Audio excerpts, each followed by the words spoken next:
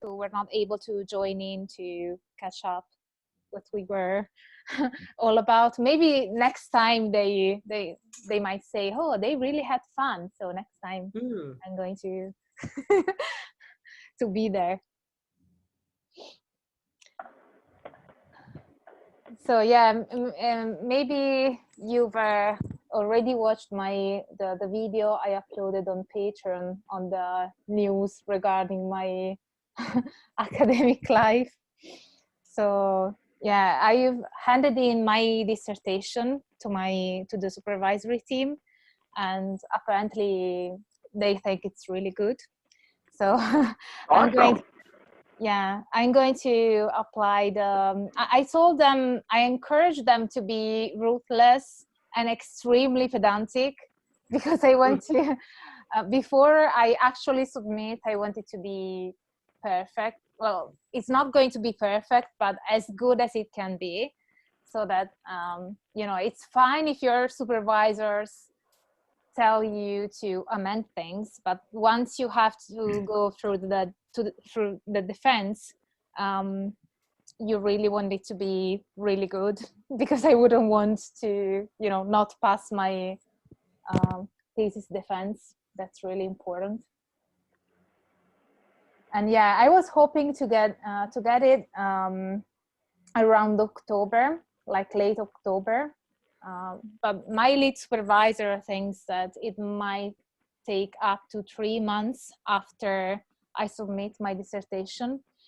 She told me that it is 3 months at the latest. So if I submit around the beginning of September, it should be like October, November, December. So by the end of December, the defense should happen.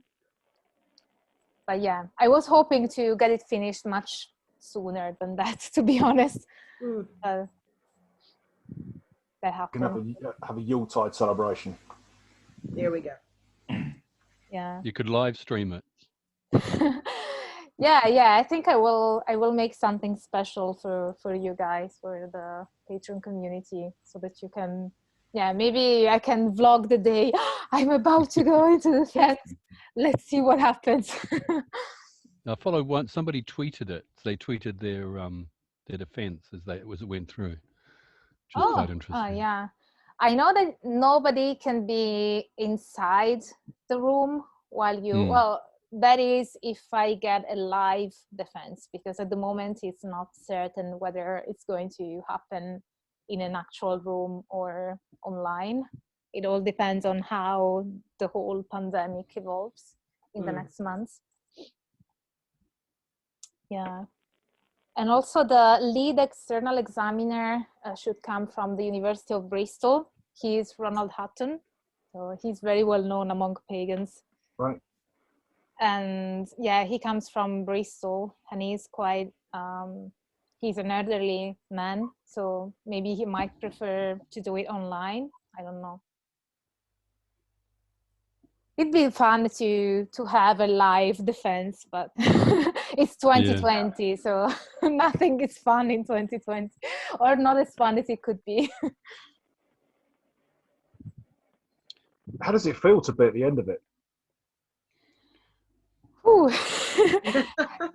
To be honest, my main concern was to find a job afterwards, because speaking with people in my same situation, they had been like searching for jobs even for up to 2 years after they found anything at all. So I was lucky enough to, I was just told that I have a lecturing contract at the University of Leeds. So that is good. I'm not gonna get much in terms of teaching hours, but it is still totally okay considering the world situation and the fact that I'm finishing my PhD. So I can keep the university affiliation and keep applying, because I'd like to do a postdoc, to be honest, if I get the chance, whether here in the UK or outside the UK. So I'm applying for postdocs. So, but for now, I already have something lined up, so I keep my university affiliation for now. just speaking of Ronald Hutton, Oh my. Oh, The Witch.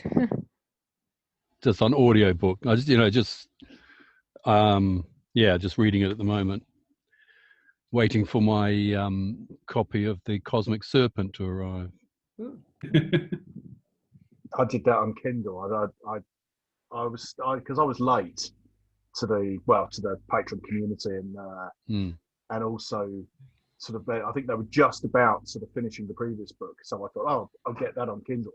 Started reading it, and then The Serpent came in, so I thought I better get that as well. and I'm still at only 2 chapters into the first book, and I'm just thinking, I'm just reading it thinking, what is this? Yeah. Mm. Well, you have a month really to sort of thing. So, but I think The Witch would be an interesting one to put on after The Cosmic Serpent. But that's just Yes, my indeed. suggestion. There's plenty of others. Yeah. Yeah. So that you can have a better understanding of my external examiner. Yeah, well, that's right. Yeah. I think that he's amazing. I mean, I really love his work. I remember that I was really making an effort to read The Triumph of the Moon. I've got that. Yeah, when I was younger, and I hardly knew any English, but I still wanted to read it. So there was no Italian translation. So yeah, I do remember me, with a dictionary on the side, reading The Triumph of the Moon. So yeah, So I really it's like me when I was learning German. I used to sort of try and read Goethe and things like that, and it was just horribly painful. But I really was worth the effort in the end. Yeah, I think that learning languages is fascinating because, as Wittgenstein used to say, every language is kind of a word in its own. So when you learn a language, it's like you are learning to see the world through different eyes and through a different lens. So I find it really fascinating to learn languages. I don't want to stop. Hopefully I won't stop. I suppose in a way, so much of your work sounds to me like it's got so much anthropology sort of involved in, certainly in the field work, that you can't really step through a language without engulfing some of the culture that's included within it. Yes, that is really true.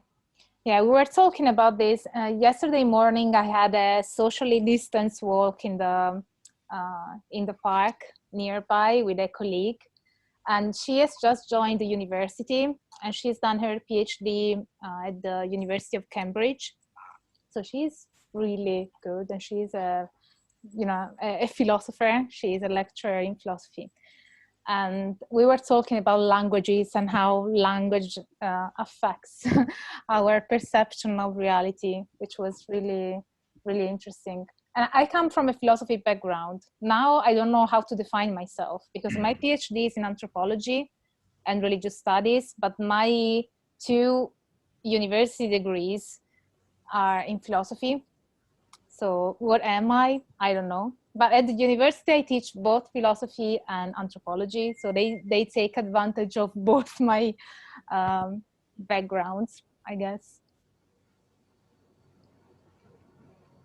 So I spent like the past week just in a mental paralysis, I'd say, because all of a sudden, after I was told that I would be lecturing at the university, there was like a ton of work and lots of meetings that I had to attend.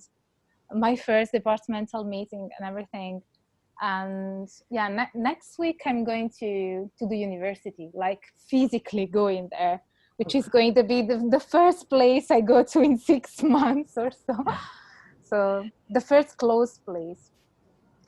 Yeah.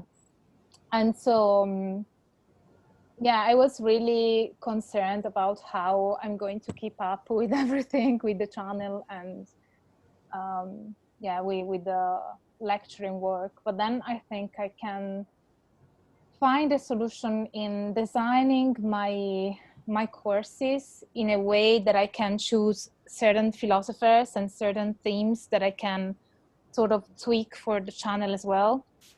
because the issue is that for the YouTube channel, since the YouTube channel is very academic, most of the time required for me to make a video is spent doing research. And of course that takes quite some time. So if I'm already doing research, let's say for a specific philosopher, maybe I can utilize that material, that source material, to make a video on a matter which kind of links a specific philosopher or a specific tradition that I'm lecturing on with a form of stoicism, or yeah, I don't know, something related to the channel, something related to magic. Is there a point where I guess like Andrew Henry is like, you know, taking a decision to make YouTube and, you know, the community, you know, becomes financially viable and sustainable? Is there a point where, you know, this community, because then the community can kind of drive, you know, rather than, you know, sort of following on from the academic stuff that you're doing? Do you see what I mean? I just wonder where the point was where it could potentially cross over into that. Do you mean whether I'd leave academia to pursue the career of just creating content? Yeah. That's a really difficult question. I think that I really love both. So let's say in an ideal world, if my community on YouTube were to sustain me financially, you know, to pay the bills and everything, maybe I might decide to leave my job at the university. I guess that I would still do like independent scholarship.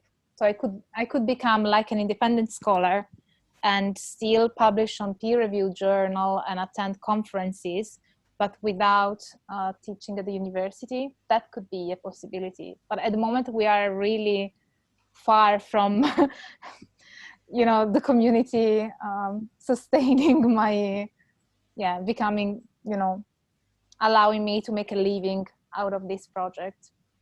But yeah, it does help a lot, to be honest. It does help a lot, because as an early career, things are difficult. Everyone who is in my same stage of university, of their career in a university, would tell you that the start is really difficult. She knows all about that. I'm an art history professor. Oh, you are? Yes. So she knows everything about every piece of art ever made. Oh, that is fantastic. Yeah. I also work as an arts adaptive therapist for people on spectrum and with like PSTD and physical differences. We must talk. Very cool.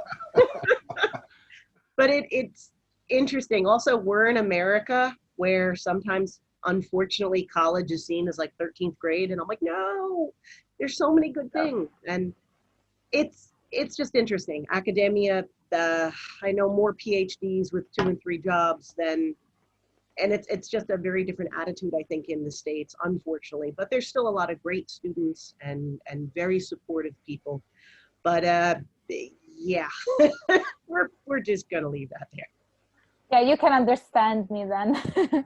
Very much so. And it's just so important to also have accessibility for upper education, which is becoming very divided these days. It's either a fortune or people are like, I got this degree and I'm still working at Starbucks. And it's like, hey, Starbucks has health benefits. Don't knock that, you know? So it's a wonderful field though. Yeah, certainly I don't think that scholars pursue this career to become rich. That's No. I think most educators don't pursue education to become rich. It's like, yeah, let me go buy the art supplies for my students again. You know, it's but that's also, there's also purpose. I'm never bored with my jobs. I'm never like, oh, I got to do this. It's very, very fulfilling. And we're kind of getting there financially, but 2020 has kind of train wrecked most people's financial goals. So if you're working and safe and eating, we'll all get through this. Yeah, I can totally understand.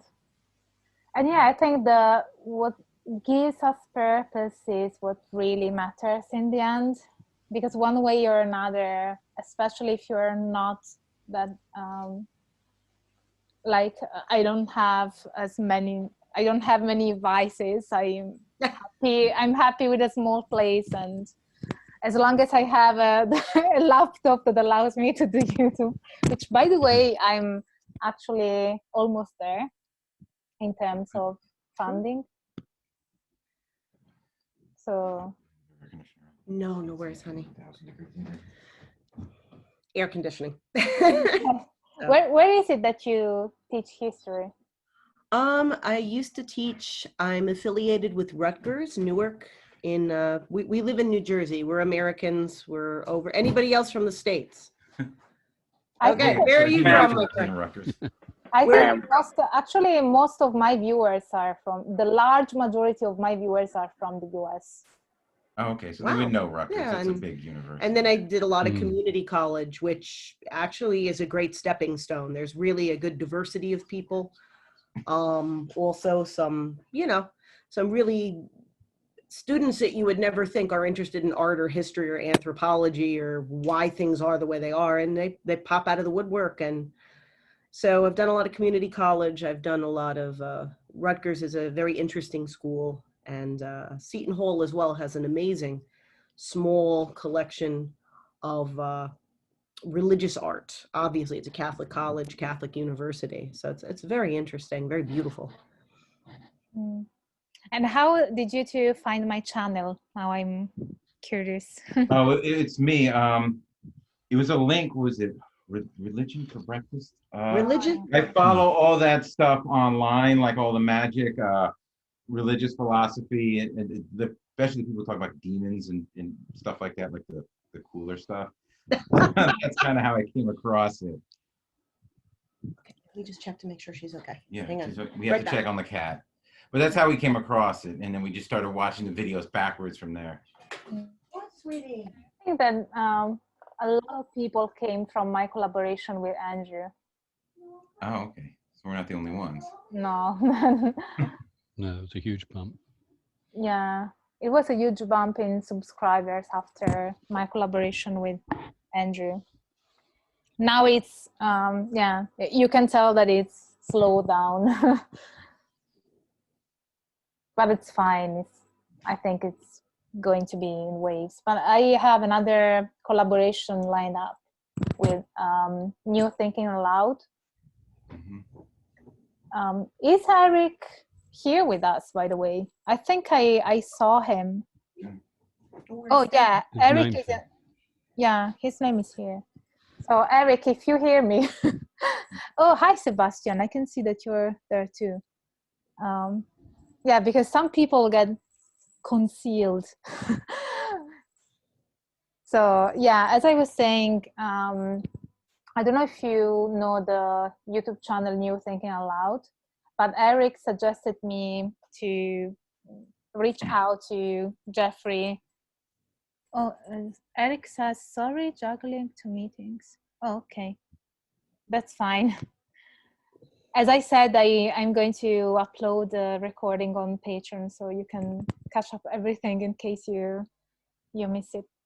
So yeah, and so we did this collaboration. At first, I have to admit that I was a bit, I don't know.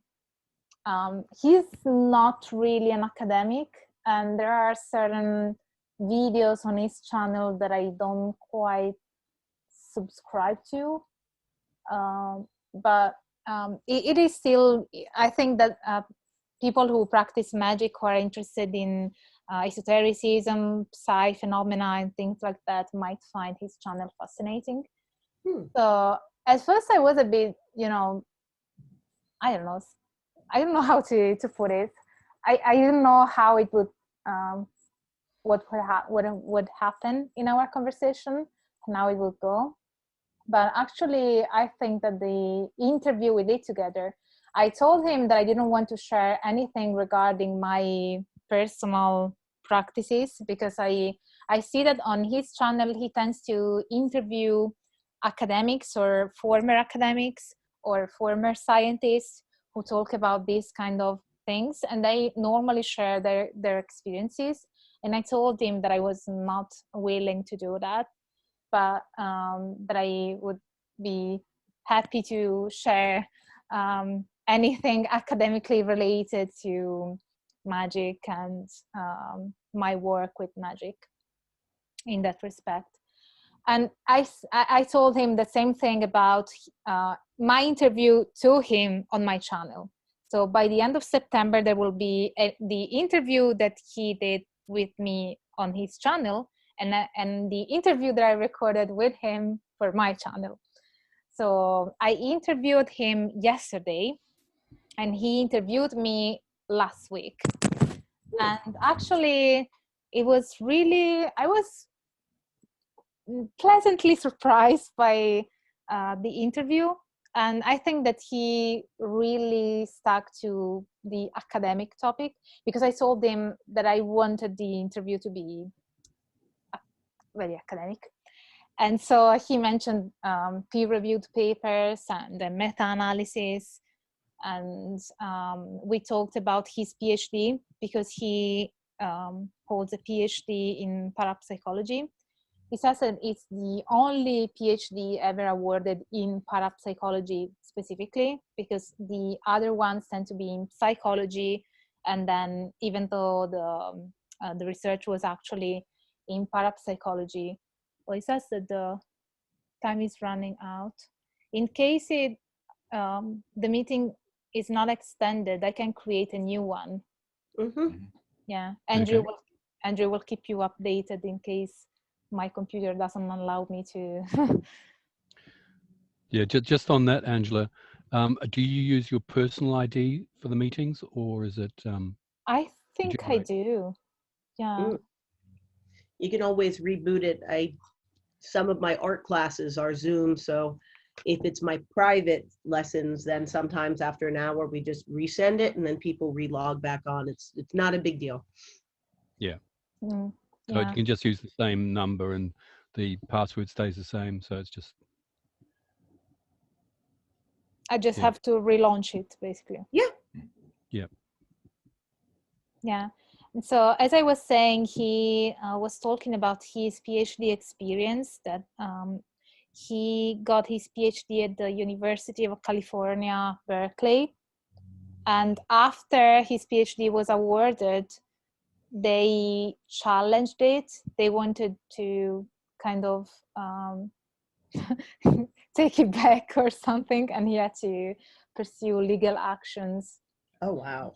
Yeah, so yeah, it was quite interesting. So I'm happy with how the interview came up. So once I'm going to edit it, you will watch it around the end of September. And he's going to release the one with me on his channel around the same time. Actually, Angela, I don't think you do, because you've got two different numbers for two different meetings. So if you can you go into Zoom and get see if you can get a personal ID? Let me see. And if you can, post it in the chat, and then we can all copy it and then just go in again.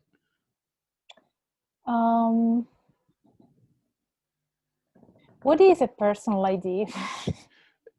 If you schedule a meeting, it will give you the chance to use an automatically generated one or personal ID. Just okay. Oh yeah, it is personal meeting. Mm-hmm. Right. Can you just copy that and post it in the chat so that we've all got it? And then if you use the patron as the password again, that would be. I think that the meeting ID I have to copy. Is it that then? Yeah. Okay. Yeah, because I've already posted the. No, the personal ID, not the meeting ID. Your personal. Hang on, I'll just try and do the same thing.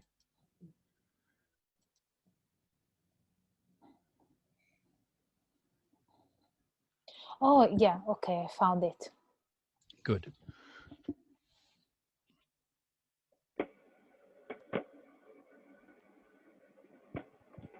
Where is the chart now? Okay, here. I think it should be this one, my personal. Oh, okay. That's okay. Yeah, good. It is then. Sorry, then I was, maybe the previous one was Pencil. an automatic one. Brushes. Yes, there's a pencil. Okay, so let me just write it. She just had it. Okay, that's good. So we can continue. That's fine. Okay, I'll shut up now. 8:03. This is all I do all day. It's like, what is the password? I don't know. Yeah. Well, that's Patron, so that's easy. That's always a good idea instead of having a automatically generated sort of weird number and Yeah. thing. It just Can you guys post on Patreon, or is it just me then? I think only I you. can post. Oh, okay. Oh, Yeah. okay. It's just your computer's not up to to snuff, I suppose. But I've actually got 2 computers running, so it's easy for me. Oh my. Andrew is very technologically savvy. No, I'm not. No, I'm not. It's a problem because I used to be a programmer. Everyone thinks I can fix Windows computers. That's why I've got. I That's don't why I've even got a use Mac. them. Yeah, well, that's right. But I use Linux, so Oh wow. got sort of Windows. I really got not much of an idea. It's funny, when I joined the community the other day, there was a post on there that somebody said about a Linux distro that they were using, and someone said, "Oh, I'm a Mint." It might have been yourself. Somebody said, "Oh, I'm a Mint man," and somebody else named another distro. And I remember thinking, I've been in software engineering for over 35 years. Oh, And wow. what I did was join this community, not to talk about things like Linux distros. Well, actually, I think Mint is magical. So they're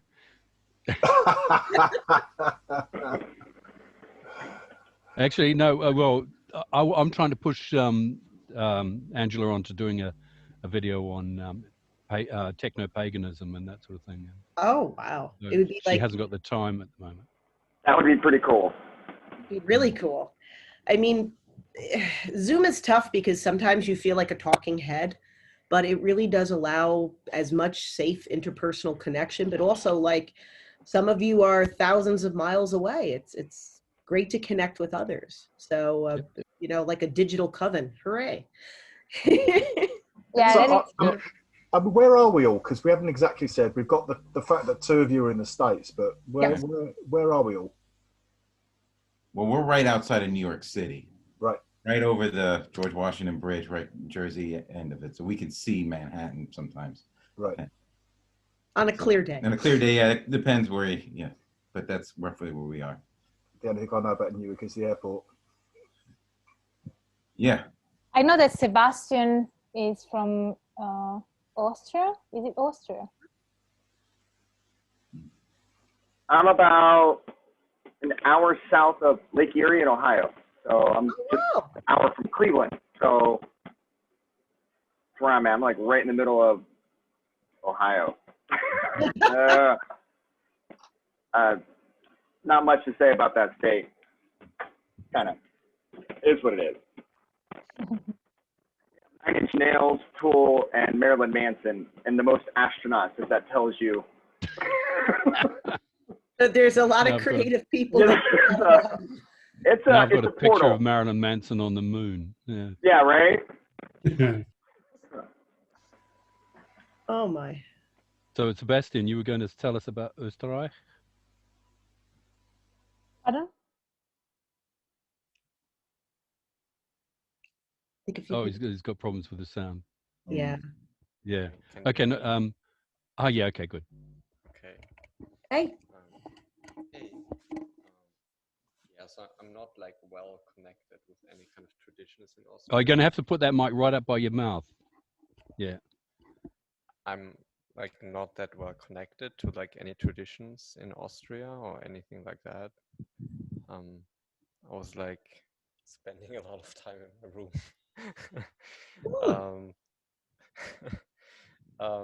But yeah, it's I like Vienna.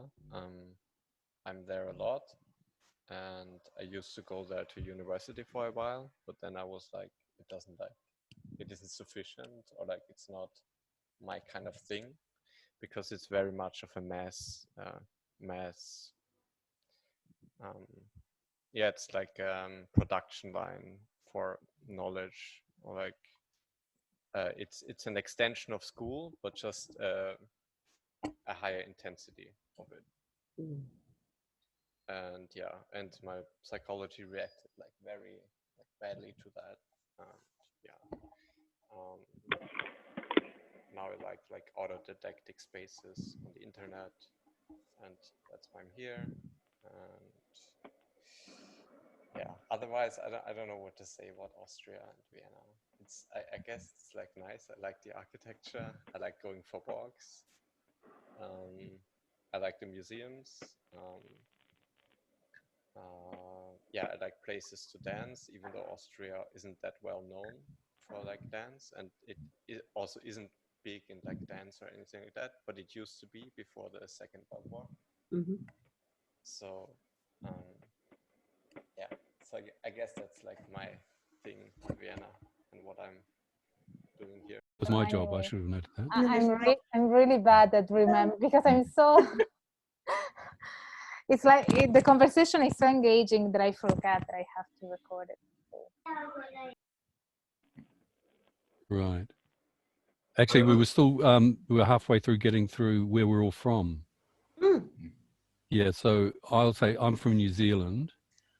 I live in sort of the lower half of the North Island, a little place called Pongaroa, which means the big fern tree, and the sort of that behind me is my backyard. So I live in a rural area. That's cool. Beautiful. Is it nighttime there? Yeah, it's getting on to 3:45 in the morning. Wow. That's okay. I'm retired, so I don't have to worry about it. Andrew needs like a badge of commitment to Angela's Symposium. Exactly. Yeah, I hope then, and speaking of budgets, I hope that none of you is upset by me launching memberships on YouTube. No. Oh, no. I asked the question on the Discord simply because I didn't know whether you were kind of like shifting like all memberships over from one to the other, or whether both coexist, or it was just a literally request for information rather than an opinion. So out of curiosity, what does that actually entail for that membership? Basically, it's I think I already activated it, but the video is going to be released publicly, I think shortly. Yeah, and basically there is now a join button on my YouTube channel, and people can join the memberships program, and there are like 4 levels. And each one has certain perks that they can access. So I guess the whole idea was to offer something more to the community, to build the community, because I've got quite a few DMs and emails saying that they'd like to be part of the community, but they don't like Patreon. I must admit I struggled with Patreon as well, for other reasons. Yeah, I know. There are people who don't like Patreon as a platform. It's not about my Patreon. It's just Patreon that they don't want to. Yes, exactly. Plus the fact that it almost went bankrupt about 6 weeks ago. Eep. Oh, know that. Yeah, I had a look at it, and there's sort of the levels are much like on Patreon. So it's sort of a mirror. I think probably Google is trying to take over Patreon sort of, sort of mojo and that sort of thing, and sort of take them out of business maybe later on. But I was sort of saying to Angela, sort of, we were chatting a bit privately, that later on, not yet, but when both things are going, maybe a sort of communal Slack instance or something similar might be an idea. We could sort of meet together and that sort of thing. Yeah, that'd be a good idea. But maybe that can give the opportunity to those who don't like Patreon. Although, of course, memberships on YouTube doesn't allow the same level of engagement. So, for example, I can link Patreon to Discord, but I cannot link YouTube to anything, basically. So it's just, I guess the most I can do is live streams, but that's it. And live chats, yeah. But yeah, I guess the only thing that might be similar between Patreon and memberships on YouTube will be the live updates that I post. I would imagine that since my life is the same, the updates are going to be quite similar, both on Patreon and over there. But other than that, it's going to be different because, like, now I can't remember exactly but I think that the first level is here, and it's just the access to the community bar. So like the updates, and they get the badge and the emojis, which I created. Then the second level is, I can't remember, is it live chats? Maybe it's live chats. And the third level is footage, like unreleased footage. Because sometimes I do very funny things when I record my videos. And so I don't know why people might be interested in that, but they are funny. The bloopers, yes. Yes, the bloopers. Sometimes really, yeah. I remember that during the recording of the last video, the one on magic and superstition, it was like everything was going wrong. You must have not followed a superstition then. Yeah, and it was funny because on the same day there was a black cat crossing my street.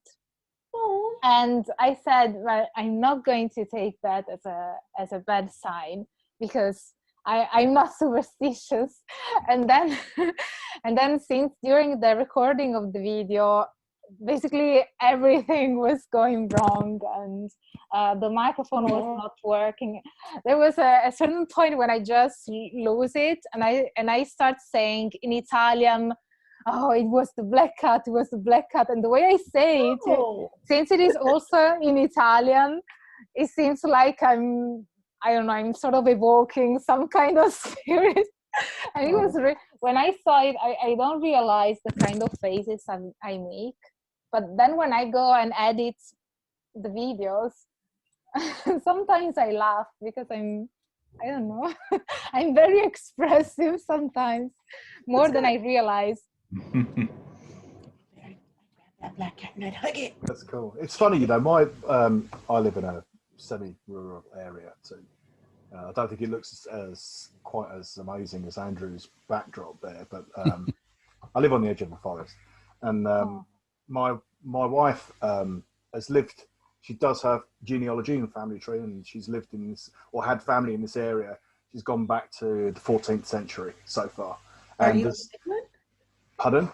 Are you in England, sir? Yes, so I'm just about an hour and a bit outside London. So, but this is quite an ancient area here.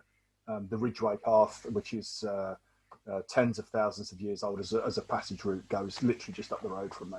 That goes back to and so my wife has various sort of like local sort of customs and things that she's very aware of, that she's grown up with. And one of the interesting things is that she, it's quite funny because all her friends call her a witch. And I don't know if it quite means the same thing, but she believes that a black cat crossing your path is good luck. That's the way she's always been brought up. So we have a black cat lives around the corner from us, and every time we drive the car out, this cat goes across the road, and it's like, yeah, today's going to be okay. Yeah, I love black cats. Actually, I want to have one. when my living situation allows it, I'm going to get a black card. Definitely follows the old sort of like doom metal goth thing. That is true. And also, you know, that even chaos magic here in Leeds, basically I moved here in Leeds, and then I realized that most things that I love come from Leeds or this area, like, you know, the goth rock scene was with the Sisters of Mercy. It's from Leeds, and chaos magic also was very, had a, yeah. So it's funny how certain things yeah, I didn't choose. Yeah, I didn't choose Leeds by. I've always wanted to go to the Whitby Goth Weekend. Yeah.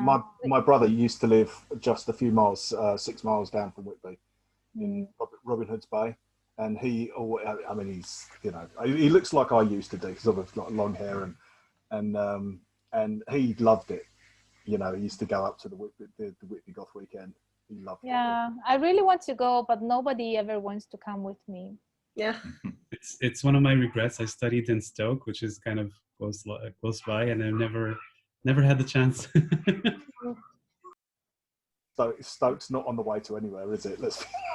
Well, I mean, there's a train station. It's like 20 minutes away from Manchester. There's that.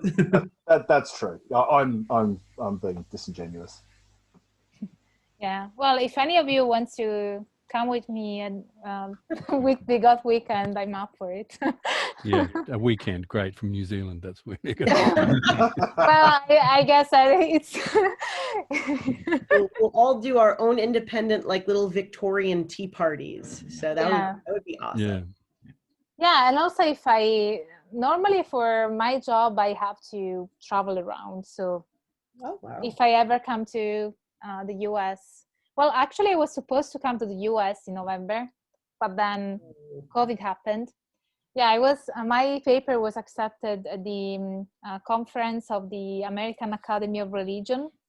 Oh, wow. Which was supposed to happen in Boston. And actually it is still happening, but online.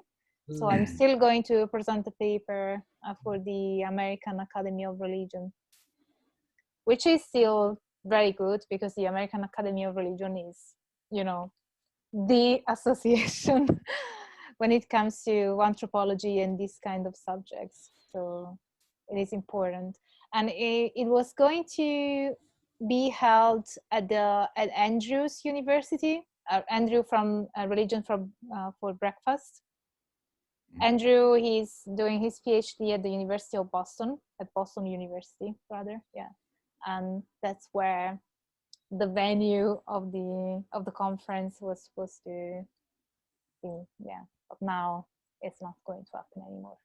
Are they not going ahead with a virtual equivalent of it? Yes, they are doing the virtual conference, but yeah, it would have been fun to go to Boston, to be honest. Well, when this ends, will you come to the U.S.? Because we know numerous people who do conventions and stuff like that would love to have you. Yeah, like have you do a lecture on this kind of stuff. Yeah, if I were to be paid at least for the travel, yeah, I would come. There was also a person who wanted to invite me to speak at the university in Lisbon. Oh wow, in Portugal? Yeah, in Portugal. Yeah. Do tell. Beautiful, from what I've heard. Yeah.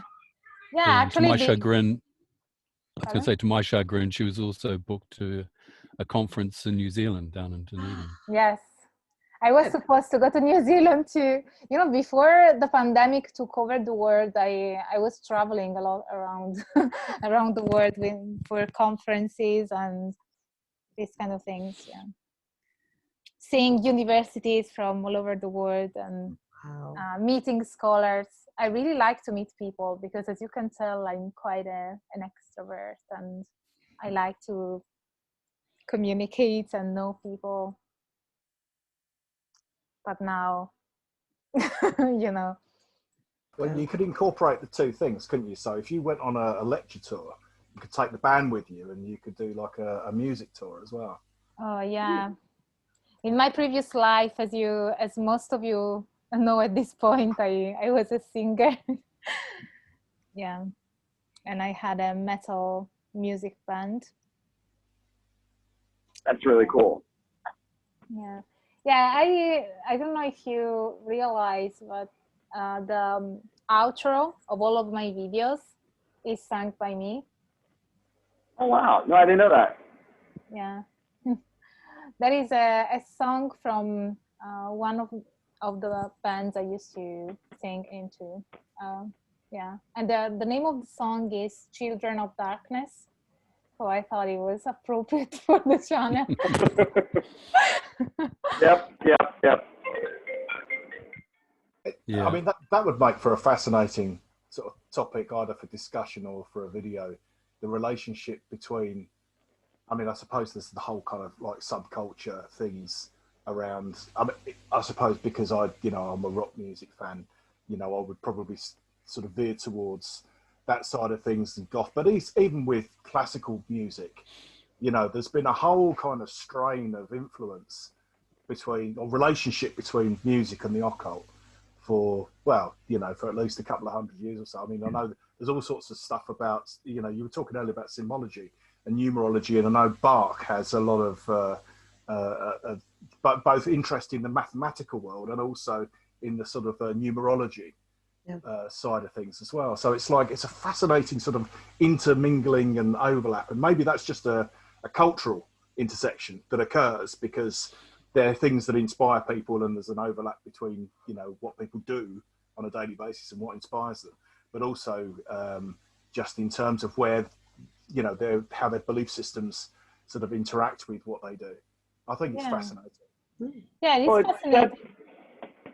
Chaos magic comes from, inspired by punk music, where punk music was, to override the structural system of rock music. You had to be in a certain group and work your way through, and the music label and punk rock was like, screw it, we're doing these couple of chords, we're playing what we want, no hierarchy. And in researching chaos magic, they talk a lot about how, they are in the house listening to punk rock, kind of bucking the system, and they were like, we need to do that with magic, kind of like. And then at the same time you have different like quantum physics at that time was also bucking the area of science. So like the punk rock playing a big role in chaos magic in kind of guiding it. It's just, and that plays right into that, how music and the occult play into each other. It's kind of cool.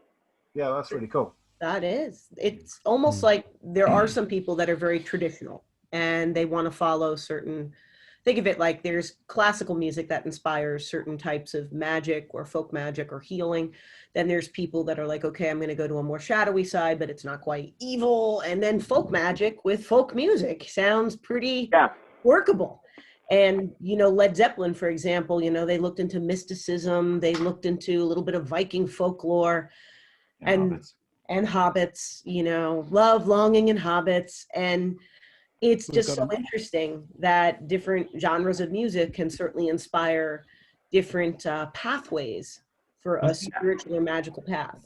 Would this be a good time to admit that Jimmy's actually an acquaintance of mine? I wouldn't go as far to say a friend. Oh my! Was it Jimmy Page that owned Aleister Crowley's house or something? Everything mentioned that. Used to. He had a lot of bad luck in that house, though, so that opens up a whole other can of worms. Yeah, I've got to be honest. I mean, like I say, it's an acquaintance, and he doesn't talk about any of that stuff at all. I don't blame him. And then Stevie Nicks is, I think, an unofficial witch, or at least she's playing that card, very well. Well, if she isn't, she's been very methods for quite a while. Indeed. Actually, it's interesting how art, the secret history, which we're discussing at the moment, sort of thing. I sort of came across Saint Teresa, the mystic, and I thought, finally a woman is in this book. No, it's only to get into Bellini, because Bellini made a sculpture of one of her visions. But very beautiful sculpture. But the point is that art, sort of esotericism has been in art all the way through, in some form or other. So also with indigenous people too, Right. Oh yeah, you want to see the carvings here? They're really into the spiritual world, yeah. The entire, I know also we have friends in Australia, I know is not the same as New Zealand. Big difference. Well done. But we try. So both of you have amazing species of bats, which is pretty awesome. And, you know, just the Aborigine people had this amazing trance and connection with the natural world, with their music, with their art. And it's just like, too, when you even listen to music of indigenous people, wherever your people are from, it also is a connection. And then we kind of broke away from that because it wasn't proper or polite, or spiritual music was strictly for church or synagogue or temple. And yet at one point, art, music, ceremony, tradition, everything just blended into one big pot, and it was more organic. Yeah, I love it. It's amazing. Is the sort of variations in music. But one thing I find interesting is the Sami people of Lapland, right? If you listen to their music, the Yoik music, it's so similar to Native American music. Oh wow! And of course, that just because that that sort of started in Siberia. So if you can follow the shamanism and that sort of thing, so it spread east and west, and eventually filled up the whole of America. So that, it's just interesting, just the similarities that get passed through. And I've noticed that similar things. I've always been interested in sort of folklore, I guess, stories, and I remember reading years ago there was some aspect of Norse mythology, which is an old favourite that I go back to every now and again. But there was a particular story that matches a Native American story in just about every detail. Now, whether it comes from simply, the word of mouth exchange in the movement of peoples, or whether it's from some sort of proto belief or proto storytelling when the world was much smaller in their kind of a populational sense. I find it fascinating how we get to think what we think and get to know what we know. Yeah, it's amazing how much is actually retained through verbal transmission, oral traditions, and retained really well as well. Yeah, like we were looking at, I can't remember the name of the place in Siberia where shamanism sort of comes from, but they're talking about sorry? The Tungusic region. Yeah, that's right. Yeah, and sort of the numbers of heavens and things like that are retained, into Norse mythology and things like that. So various, sort of in right, the tree structure, Idrisich and things like that. Fantastic! I love all that shit. I really do. Yeah, and getting back to sort of music in Europe, not so much in England. Well, I mean, I left England in the 90s and moved to Germany. They have these what they call medieval fairs that travel around the country, well, all over Europe, and that sort of thing. And they have lots of pagan musicians. There's Faun, which is Faun, which is German, which is getting quite big. There's Omnia and that sort of thing. And these guys are practicing pagans, and they make music, pagan music. And it's just sort of in a sort of evangelical way, sort of spreading that sort of message around. It's quite interesting. Yeah, there's also a group of friends of mine who are called Enyan, pagan folk, and they have played with the Omnia, and they travel throughout Europe, and they are a pagan folk music band. Yes, I've heard them. Yeah. You've heard them. They are two friends. The two. Pretty sure.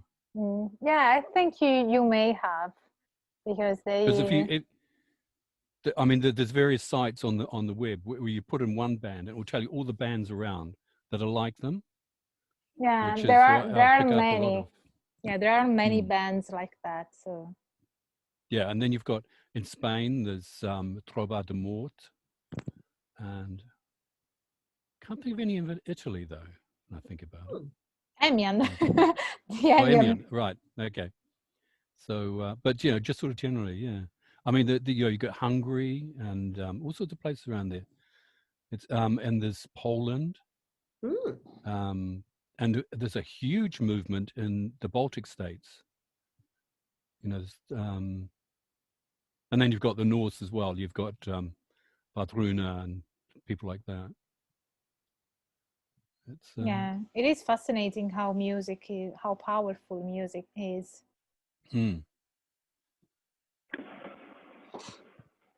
Yeah, that's something else that came up in the Secret History. He rightly identified his art is probably more important in spreading messages or concepts than literature. Although literature is a form of art as well. But yeah, I also thought like music and magic are quite connected, and due to rhythmicality, and there are a lot of like currents right now, I guess philosophical currents. I mean, they're already like there for a few years, but they're a lot focused on Deleuze and Guattari's work, and they like deconstruction of Oedipal conceptions, analytical conceptions, and they also like get to like esoteric concepts. And there are also like philosophers associated with that are often read in conjunction with this, which are some, for example, like Henri Lefebvre, I think is his name. And there's this one text which is called like Rhythm Analysis. And this is kind of like, it feels like a kind of like a materialist argument for like an idealist kind of like bent. So rhythmicality as this kind of thing which has like a metaphysical dimension, where you have like a system and you have an organizing system, and by a rhythm the information alone becomes like the guiding principle of what the system ought to do. So the information alone is guiding the material structure, it is ordering it. And yeah, and I think like also like philosophers like Heidegger and stuff like that, who often try to like bring open like some hidden dimension in language, where like a self-tendency in language is broken open, also like reminds on like kind of like magical kind of rhythms, so the kind of poetic kind of thing. And yeah, sorry, this was all over the place, but that's fine. That's what this discussion's about. Yeah, and I think there's like a lot of like avenues to actually connect magic and rhythm. And yeah, I'm also interested in like in conjunction of that, like dance as like the next kind of like step of that, where we also get again into like rituals and shamanism. So there's this kind of circle in a way, where you have like you experience like the transmission of a rhythm, become like a medium for the rhythm, let the rhythm like take you away, and then like you re-emerge in your particular situation. So your ego boundaries maybe are dissolved within the music, and then your ego like re-emerges but takes the experience of the dissolving of the ego boundaries with you, and with that you gain like insight, something like that. It's transformative. Yeah, it becomes but also not transformative in like a sense where it's like expected. It's divergent, it's subversive, but also like, but on the other hand, like the kind of like spiritual like inwardness is something which is very much critiqued, that is like this kind of like pathway kind of regard us in like a cultural still stands in the status quo, basically, because a lot of people are just focusing on the internal side, but individualistically. So on the one side, you want to like avoid like collectivist ego boundary dissipation, which would often lead to fascism or something like that, or could, maybe not in individual rituals or something like that, but that's like a society. But on the other hand, you have like the spiritualistic, individualistic atomization and deepening of individual subjective categories. And yeah, I think that's really like interesting in all of that. Just kind of connects to music and dance and rhythm. And, yeah. So Sebastian, that's incredible what you just said. I think that the only thing I really had to offer was I like doom metal and goth music. So thank you for amazing description. My 20s, when I worked with a coven, one of the spellcasters, she used no words. Like, there was no written spell work. It was all done through her tonal singing and dance. So every tone and movement in her dance, she was a dancer. That was all of her spell casting. All of her tent was through hand movements and body movements and tonal singing. And that was all of her, that's the way she did all of her casting. That was all of her magic work, and everything was all humming, singing, dancing, no words to her spells. She didn't write them out. She just, I mean, really powerful. She was really intense, like, understandably so, but it was really, really cool to kind of see that music as a medium and body movement, which actually she inspired me to use my martial arts and Tai Chi in that same way. So it was really cool. Was that from a specific tradition? No, No, so we had gotten together, there was a group of us, and we were all really eclectic. And we all just kind of tapped into the best way that we worked with energy and magic. And that's all she did was sing and dance. That was very emotive for her. She's been dancing since she was a little kid. She's gone to dance schools, and that was just the way that she did it on her own. But she didn't come from any tradition. Actually, none of us came from a tradition, and the coven we worked with, we weren't allowed in it because we didn't come from a tradition. So we worked with them, but there were 4 of us, and none of us had any lineage or tradition. But it was really cool to kind of see that, the way she harnessed it, and the way the downside was it was hard casting with her. You didn't know what she was doing, right? You kind of had to figure it out. But yeah, it was also cool. And she kind of helped explain how some of the different ranges and tones, and sometimes she would just sing, and sometimes it would be classical music based. Sometimes it would be something like really heavy metal when she would play that was all instrumental. We would cast, like, I grew up on The Cure. Cure is I love The Cure. They raised me. So we would do some spellcasting with The Cure and that. So it was kind of cool to see how that music plays into. And now when I do my spell work here, I have my playlist. I've got classical, I've got techno, I've got my Cure playlist, I've got Tool, I've got all of those that I just, she taught me to just play it and let go and don't do any spell work and just let go into whatever playlist and then do your spell work afterwards. It was so cool to see how that music really just kind of taps into that. That's very shamanistic. Yeah.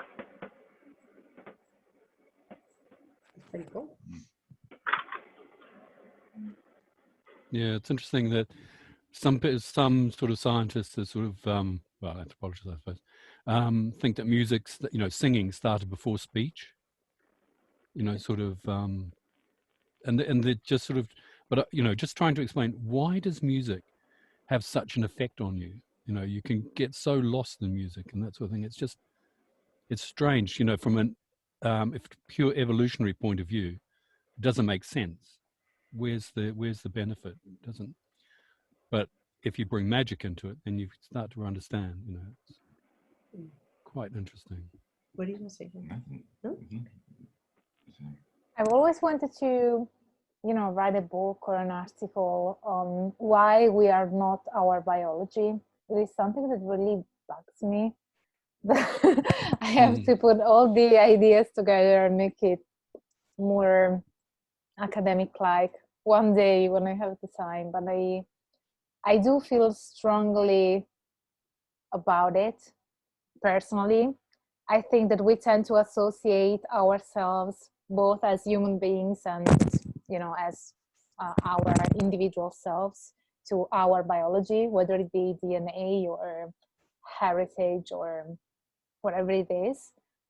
And it seems like people tend to always find explanations in our biology, but I don't know, I'm kind of convinced that we are not our biology for a number of reasons. Of course, it's not an academic based thought. It is my personal opinion. Are you talking from the point of view of consciousness? So you think that the consciousness isn't just emergent from a bunch of neurons firing and that just happens to make us think the way we do, as opposed to some sort of religious belief system that says there is some sort of external, do you sort of mean there's a sort of a difference between, I guess philosophically, consciousness, I guess it's what you... And yeah. And so like biology is always like a part, but it's never like, whenever someone makes like an argument that something is determined or like that it can't be changed, like chances are that the person just wants to like retain a power dynamic that is advantage to them, rather mentally or like materially. Yeah. And yeah, sorry. Yeah. And I think your question is like a very good one. And I think it's like, even like for magic and all of that, it's like also a very relevant one. And even in this simplified kind of thing, materialist versus idealist, it's never that simple of a dichotomy, but I think that's where we are at kind of like culture. Yeah, I think it's a very important question. Yeah, thank you, Sebastian. What do you guys think?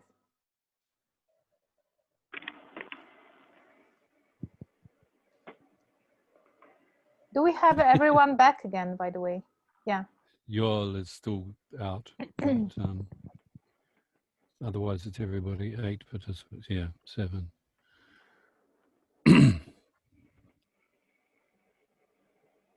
Screen is filling up. Oh, okay. He's just Yoel's just posted on Discord that he can't join the session because his son is waiting for his dinner. Oh, that's fair.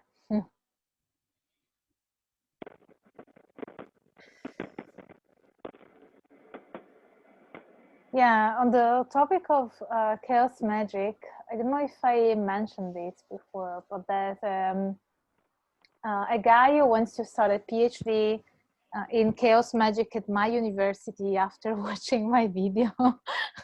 Cool. Yeah, that is fun. And the funnier part is that I might become his supervisor. If he gets accepted, because of course you have to go through like sort of a exam. Maybe it's not really an exam, yeah, but you have to present your research proposal and it needs to be accepted by a committee. So by the time he goes through this process, I will have my PhD, and so I might be his supervisor. Kind of neat. I would imagine there's very few people that actually I would imagine there's very few people that could actually be his supervisor. Yeah. Do you mean to this kind of for this kind of topic, or in general? Yeah. Even if no, not in general, but for this kind of topic. Well, if you were to talk to a few PhD students, they might have something to say about it. Yeah, I know actually, current PhD. Pardon? I was going to say Jenny Butler would be able to do it. On chaos magic, but, yeah. I mean, you don't have to be extremely specialized in that, but she's in Ireland, so if somebody wants to do it in the here in England, Amazon. From what I've read about chaos magic, it seems like psychonautics figure into it quite a bit, which makes me wonder if you could really get a full enough sense of chaos magic to get a doctor in it without using something like ketamine or DMT or LSD or something like that, which I don't know if the university would allow. I don't think. You could get a degree in Game Boy if you prove your research. Yeah. Well, actually, isn't psilocybin going to be legalized in America soon? That'd be nice. Yeah. They're trying to do microdoses of hallucinogens to help people with Alzheimer's, which honestly, I'm all for. Yeah. I used to suffer from a thing called cluster headaches. And that's I'm in remission now, so it's no problem. But a lot of people use it to break the cycle of headaches. So it's, so I've sort of followed that quite avidly. And yeah, so it'd be interesting. So we're in New Zealand here. We've got a referendum coming up in October on marijuana. Yeah. And sort of if we'll legalize that. So for recreational use, that is, by the way. So yeah, maybe your student could sort of travel the world, trying different drugs. Yeah, I do remember that once I was giving a lecture on shamanism, and the students, this is actually a very common question that I get from students when addressing shamanism. They ask, one specific person on that occasion asked me, so what's the difference between a shaman who uses entheogens and a drug addict? Isn't that the same thing? Yeah. And so I replied, no, of course it's not the same thing, because a drug addict just intakes the drug, whereas a shaman would have a whole ritual process around it. So first they would have a connection and relationship with the spirit of the plant. Then they would have to, take the plant at a specific time and a specific date with a specific ceremony. And all of these aspects are intermingled with the relation between the shaman and the relationship between the shaman and the spirit of that specific plant or herb or whatever it is. So yeah, it is very different because, yeah. The Cosmic Serpent does a really good job of kind of breaking down that very relationship between ayahuasca, and the shaman and why they take it and how it is a bridge and it's almost like a translator, a communicator for them, and how it really breaks that relationship down for them. Yeah. I can't imagine anybody ever becoming addicted to ayahuasca. That's something like you kind of have to force yourself to do. Yeah, that's I know when I was in Ecuador and we were doing the ayahuasca, and they would give us this like grain wine, and it was like pure alcohol. And then to take it for the ayahuasca, and the ayahuasca was thick, but it was rough. Like to take that consistently, it was just. But they were just like, we're taking it here and there. We're taking the ayahuasca, and we were taking it in rounds. And I'm looking over, and there's the head shaman, and they're just taking it in shots, like they're drinking water. Like they're just shooting ayahuasca left and right and smoking the tobacco. I'm like, wow, like. How do you build that, not insensitivity because they were still in the same world, but to be able to navigate that? It's like they plateau with it for that. It was really interesting to see how much they consumed the ayahuasca without going overboard in that regard. I mean, when they're done, they were done. Like there was no need to keep going. When they were done with the ceremony, they were done for the rest of the day. So it was kind of interesting to see how much they consume without being visually addicted to it. Could we do drink it like water? Coffee. Could we do something like this with coffee? That's true. That's true. But that's fascinating. What country was this in again? Ecuador. Wow. I went to Ecuador for a week and a half. We did ayahuasca, we did San Pedro, and then we did a sweat lodge with ayahuasca and San Pedro. That was really intense. And then at the end of it, we set up a teepee and we did peyote. So that was like 40 years of healing in like a week and a half. It was really intense. And to ask a physical question, everybody has their own preferences or experiences or things they do or don't do. physically, were you okay after all this? Because it is very taxing on the body and, of course, the bowels. Were you okay? Yeah, well, there's a lot of purging. So when you when you let go, it physically comes out. And when you do, it was kind of interesting. When you purge, you have to be connected to the fire, and nobody can go in between you and the fire when you're purging. But you take 1 day of rest, and then you do another day of ceremony. And the ceremonies range about, they usually start about 11 o'clock at night. They usually end about 4 or 5 in the morning. But we have 1 day where literally all of us would just do nothing for an entire day. We just recover. I did a lot of my Tai Chi and meditation. In Taoism, we do what's called cultivating. So the energy is considered cultivating. So in Taoist magic, the concept is things are like a battery pack. You recharge yourself, you store it in different items. Like the altar is actually something you would store your magic energy in, and then you pull back out later when you need it. Our Book of Shadows, called Book of Methods, it's actually something you put all of your magic energy in and you store it like a literal battery. You plug whatever your tools are into it. So one of the things that we learned to do is we would build up that energy, store it in something else. And when we do our ceremonies and get depleted, we would go back and pull back in from that energy, if that makes sense. No, kind of recharging. But yeah, it was exhausting. Everybody was just. So this was not a frat kegger. This was not just fun. Because no offense, this would not be for myself personally. Yeah. You sound like you're really doing it for a spiritual or cleansing instead of, whoa, I saw a thing. Yeah.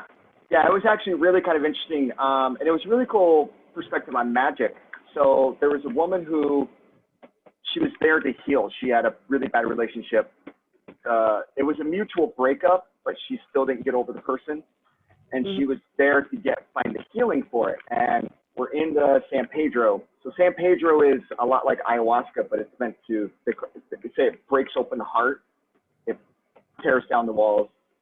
So she had to go part of the ceremony, throw these pine needles onto the fire, and it was supposed to do the healing, and she threw it on, and she was like, and it worked. Shaman's like, well, did you do it? Yeah, I threw the pine needles on there and tobacco, and I don't feel any different. He was like, well, did you let go? She's like, no, that's why I threw the pine cones on. He's like, that's not how magic works. Magic doesn't do it for you. It isn't some set of words and herbs you toss on a fire. Like, he even broke down the intent behind it. Well, it's like prayer. So there were a couple of people that were like, oh, I'm here to just take the ayahuasca, and boom, I'm fixed, right? So, and a couple people went down the rabbit hole. Like, a couple people had to be removed. Like, they went down the crazy rabbit hole. Because you see all your demons, So, yeah, it was you're there for healing. It is not oh, let's see some cool stuff. I have a toad and I'm going to lick it. No. Yes. We had a couple people there. They're like, I'm going to see some cool stuff. And they got done and they were like, I should not have seen that. That was not it. Like, oh. Maybe crystal magic would be safer for them. Right, yeah. A couple of them were like, maybe you should just go back, and this is not for you. But it's intense. It's a pretty intense and grueling ceremony for ayahuasca when they do it. It's not easy, which also plays into why it would make sense they wouldn't be anything close to addicted, because you don't really go through ayahuasca as a pleasant experience, even as a shaman. There is no oh, that was really uplifting, and that was, it's not. Being with a shaman, so that's not something you get addicted to, but you don't escape. That makes sense. With ayahuasca, you're not running away from something, you're running into it. But I commend you. This is very physically taxing because, you've got your physical self, you've got your spiritual self, you have your psychological self. This sounds like it kind of put all three through the ringer. So I definitely wish you the best with this. Thank you. I'm going to try and go back in another 1.5 years. So my goal is to go back and keep going. So, yeah, it's a raw moment. And reading the Microcosmic, the Cosmic Serpent, I'm reading through it, and he's listing out the artwork for it and breaking it down. And literally, I'm like, oh my God, checkbox, checkbox, checkbox, checkbox. Like, the way the shaman are there, the way he's describing it, everything fits to a T. So that book is really fascinating in that regard. Awesome. Tom also does martial arts as well. Oh, cool. What do you do? Well, I do Shaolin Kung Fu. Oh, very, very, very cool. Yeah, it's the jumping stuff that, you know, over the top swinging and kicks and stuff. Yep. I actually, so my style incorporates Shaolin Kung Fu along with Tai Chi and San Shao. So we have, so we do a lot of the jumping, spinning kicks too. And so, yeah, that's really cool. How long have you been studying? Since 95. Wow. Awesome. Yeah. So, very, very, very cool. Yeah, it's a lot of fun. I've instructed and all that too. So you what? I've instructed as well. Oh, cool. Cool. Is it the Jinwoo variant? The Jinwoo? I'm not. We do Shaolin Chuan Kung Fu. I mean, I'm not sure. I know our grandmaster was a guy named Peter Kwok who kind of created it. So Jinwoo's a federation in China. I think it's one of the ones that survived the Cultural Revolution. Yeah, he was some underground. They were underground fighters, and then they came to the U.S. and I don't remember the lineage off the top of my head, but they were able to go back years. But these guys were not affiliated with the government. They were like on an underground fighting thing. Almost like guerrilla fighters? Well, I don't know about that, but they were, street fighters. I used to do that years ago. Really? Okay. Well, yeah, I know I studied under one of my masters did. Crouching Tiger? Yeah, Crouching Tiger, Master Gao was his name, but he was the trainer for Crouching Tiger, Hidden Dragon. Oh, cool. He's the sidekick in the movie. He's Chow Yun-fat's sidekick. But I studied under him for a bit, but he's the same thing. A lot of the big over-the-top moves and low for like muscle control, but it's a lot of fun. But yeah, workout. I couldn't get anywhere. Like, I'd just do myself a mischief now if I tried to do something like that. Yeah. Well, Tai Chi then, nice and gentle. Or yoga. Yeah. Yoga's great too. Or Qigong. Yeah. Qigong's a good one too, yeah. Qigong on a good day, maybe. I don't know.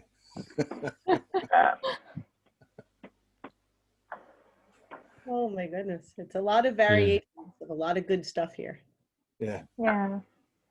Yeah, there's really a lot that we can do, especially over time. I'm really happy that we are building a very interesting community here. Yeah. Absolutely. Pardon? I think he was agreeing with you. Okay. Yeah. So yeah, as for what else did I want to I wanted to tell you.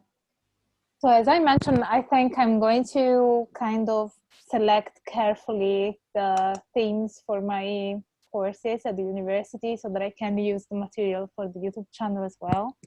Otherwise, it would be difficult to do research for everything. Especially the research part is what takes the most in terms of time. So yeah, since there is a module that I have on political philosophy, if you have any esotericist which is also linked to politics that you want to suggest, I'm open to suggestion. But for example, one that I thought of including in my module is Julius Evola. I don't know if you have ever heard of him, but he's a famous esotericist from the 20th century.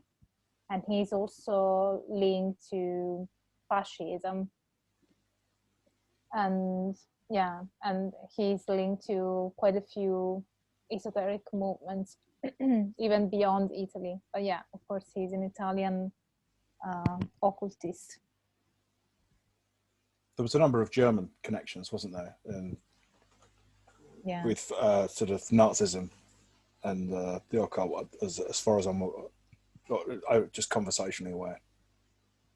Yeah, actually, there are quite a few things. Yeah, for example, one thing that I thought of was that since I might have a lecture on Foucault, Michel Foucault, that might give me the material and references to make a video on how post-structuralism links to esotericism. Well, esotericism from the 1950s onwards. So that might be interesting. Cool. Yeah, going back to what Dave was saying about the Nazis, there was talk of appropriating Norse mythology and symbolism and things like that. I don't know if you follow Rune Rasmussen, but he just did a video on that.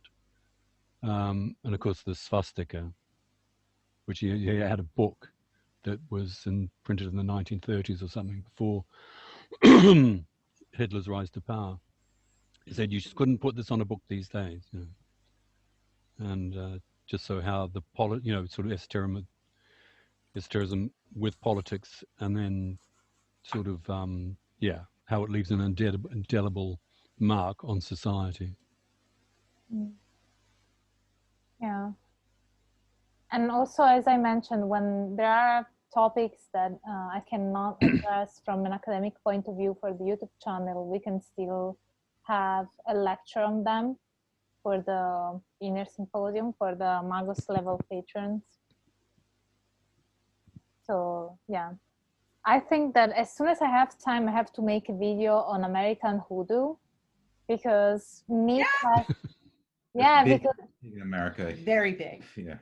yeah, because Nick asked for it quite a while ago, and he also provided some references, so I really appreciate that. And yeah, I'm also quite interested in Hoodoo.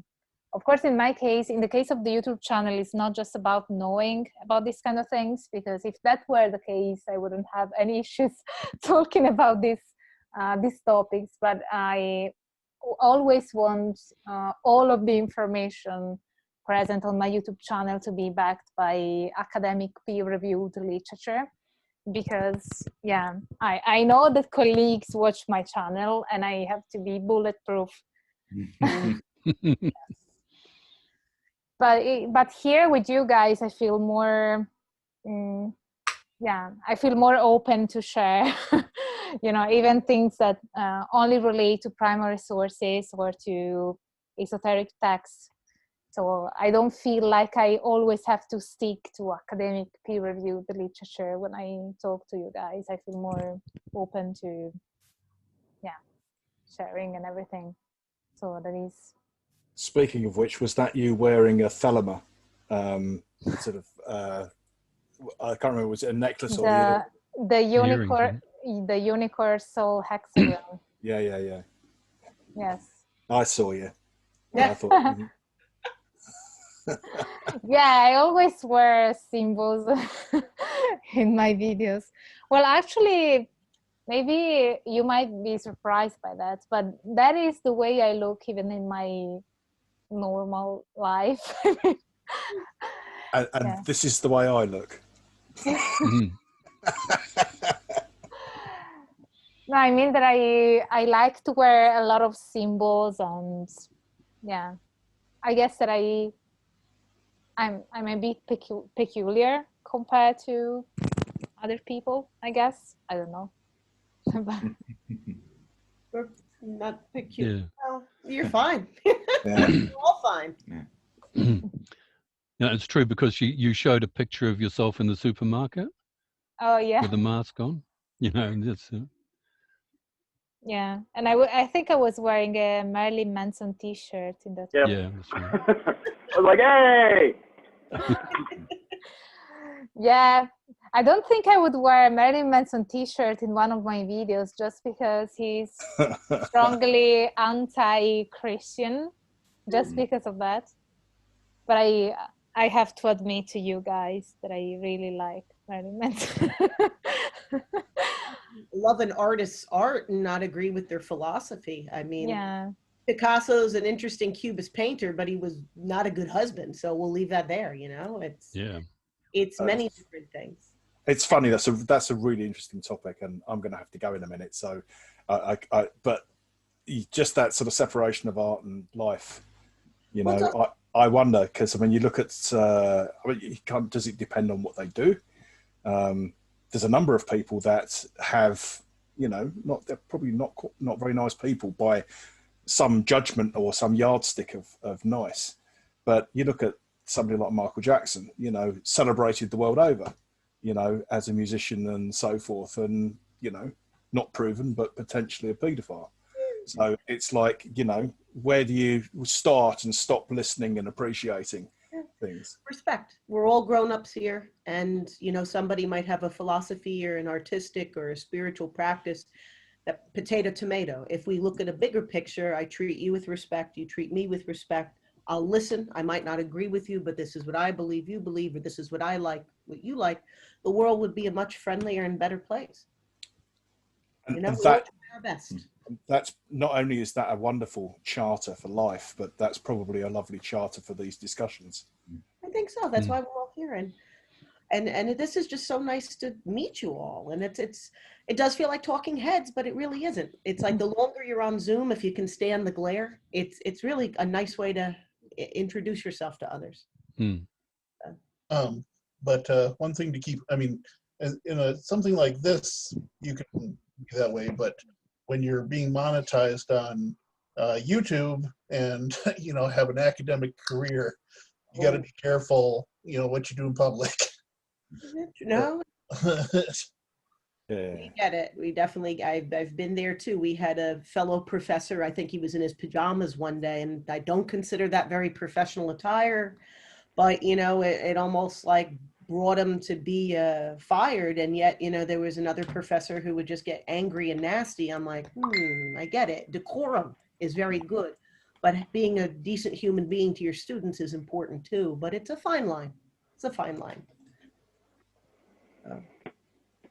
Probably finer than it should be, but that's, I mean, that's our reality at the moment. Yeah. Everything with the new technology. Yeah. I was going to say, with the new technology, we're learning what's acceptable, what's not, and it's sort of, you know, you've got things of people having a Zoom conference in business, something like that, and a husband walks past naked in the background and things like that. I've never done that. No, you haven't.